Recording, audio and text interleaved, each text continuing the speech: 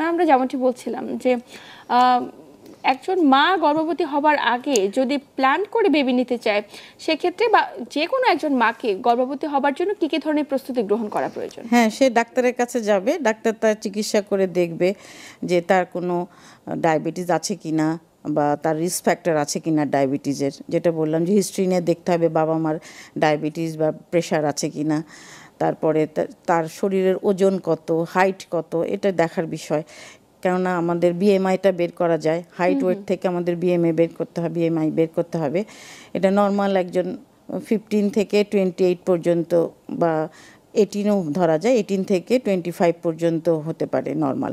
তো সেক্ষেত্রে যদি খুবই সে যদি শুকনা হয়, লো ওয়েট হয়, তাহলে তাকে আমরা ডাক্তাররা সাজেশন দিতে পারি ভালো মতো একটু খেয়ে তার একটু শরীরটা একটু ওজনটা বাড়াইতে হবে।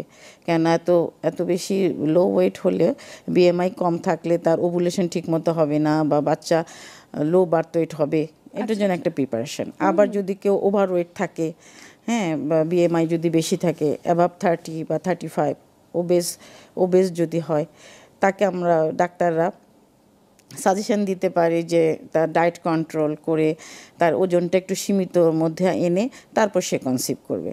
না হলে অনেক রকমের ঝুঁকি হতে পারে, ডায়াবেটিস দেখা দিতে পারে, প্রেশার দেখা দিতে পারে, এবং ডায়াবেটিস প্রেশার থাকলে পারে বাচ্চাটা ঠিকমতো গ্রো করবে না, সুস্থ বাচ্চা হবে না, এবং দেখা যায় যে প্রি এক্লাম্পসিয়াও হয়ে যেতে পারে।